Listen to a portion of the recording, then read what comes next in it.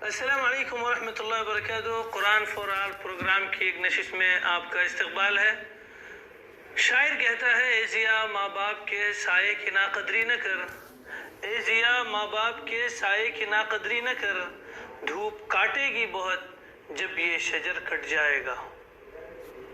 तो जी हाँ नाज़रीन, इस्लाम ने वालिदैन के सिलसिले में बहुत अहमियत के साथ रोशनी डाली है, क्योंकि वालिदैन ही वो होते हैं जिनका एहसान तले हम पूरी ज़िंदगी दबे हुए रहते हैं और जिनके एहसानात हम पर पूरी ज़िंदगी होते हैं। ख़ासकर माँ के अगर जिक्र तज़किरा किया जाए तो माँ 9 महीने अपने पेट में हमको रखती है। हम सोचें, कोई स्कूल का बस्ता हो, कोई थैली हो, हम उसे आधा घंटा ज़्यादा उठा सकते हैं, 1 घंटा ज़्यादा उठा सकते हैं, उसके बाद हम भी कहने लगते हैं कि हमारा हाथ दर्द कर रहा है। लेकिन माँ होती है जो 9 महीने अपने पेट में बच्चे को रखती है। उसके बाद बच्चा बड़ा होता है, रोता है, उसकी फिक्र, रात में रोए उसको उठकर उसकी फ़िक्र करना, वो न गिरे इसके लिए उसकी फ़िक्र करना, ये तमाम चीज़ें माँ एक अपने बच्चे के लिए और अपने लख्त जिगर के लिए करती है। अल्लाह के नबी सल्लल्लाहु अलैहि वसल्लम ने इस सिलसिले में बहुत ही तफसील के साथ रोशनी डालते हुए फरमाया। एक मौके पर एक सहाबी रज़ी अल्लाह अन्हु तशरीफ़ लाए। उन्होंने पूछा कि मेरे हुस्न सलूक का सबसे ज़्यादा मुस्तहिक़ कौन है? अल्लाह के नबी सल्लल्लाहु अलैहि वसल्लम ने फरमाया कि तेरी माँ, यानी तू जिनके साथ अच्छा सलूक करे, अच्छा बर्ताव करे, अच्छा तू उनको रिस्पॉन्स करे, इसका सबसे ज़्यादा हक तेरी माँ का है। अल्लाह के नबी सल्लल्लाहु अलैहि वसल्लम ने पूछा, उस शख्स ने फिर पूछा, फिर कौन?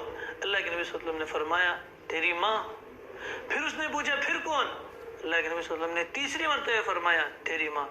चौथी मरतबा अल्लाह के नबी सल्लल्लाहु अलैहि वसल्लम ने उनसे फरमाया कि तेरा बाप।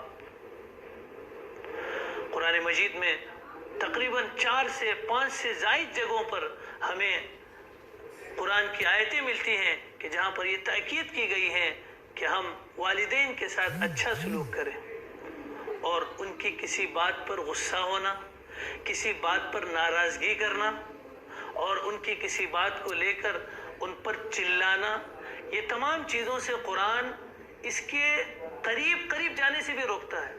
कुरान के अब अल्फाज देखिए, वला तकुल लहुमा उफ, कि आप उनको उफ तक भी ना कहो। उफ, अगर मुफस्सिरीन कहते हैं कि अगर इससे भी छोटा कोई लफ्ज़ होता जो गुस्से के वक्त बोला जाता है, आदमी कहता है कि कोई चीज़ पेश आ गई, आदमी की ज़ुबान से बेख्तियार निकलता है उफ। तो कुरान मजीद जिस तरफ हम क्यों रहनुमाई कर रहा है कि उनको उफ भी ना कहो, वला तकुल लहुमा उफ, यानी उफ जो मुंह से निकलता है वो कहने से भी कुरान मजीद हमें बचने की ताकीद करता है। इस दौर में हम खास कर देख रहे हैं कि जगह जगह पर ओल्ड एज होम कायम किए जा रहे हैं, जहाँ पर बूढ़े माँ बाप को रखा जाता है और ये कहकर उन्हें छोड़ा जाता है कि हम 1 महीने बाद आएंगे, 2 महीने बाद आएंगे, आपको लेकर जाएंगे, या 8 दिन बाद आएंगे, आपको लेकर जाएंगे। लेकिन वहाँ पर माएँ, वहाँ पर वालिदैन पड़े हुए रहते हैं, साल जाते हैं, उनको कोई देखने के लिए नहीं आता। फिर वहाँ से कोई इन्फॉर्म कर देते हैं कि आपके वालिदैन का इंतकाल या वालिद में से कोई एक का इंतकाल हो चुका है। तो मैयत पर अगर पहुँचने का वक्त मिलता है तो पहुँचते हैं या नहीं पहुँचते। तो हमें इस्लाम की तहजीब, इस्लामी कल्चर हमें यही सिखाता है कि हम वालिदैन के साथ अच्छा बर्ताव करें, ज़िंदगी में भी और उनके मरने के बाद भी, वालिदैन के साथ, माँ के साथ भी और अपने अब्बा के साथ भी। तो लिहाजा यही चीज़ें हैं जो हमें आगे पहुँचाएंगी, जो हमें आगे ले जाएंगी और हमें इस हुस्न सलूक के ज़रिए, इस अच्छे बर्ताव के ज़रिए से हम आखिरत में भी कामयाब होंगे, हम दुनिया में भी कामयाब होंगे।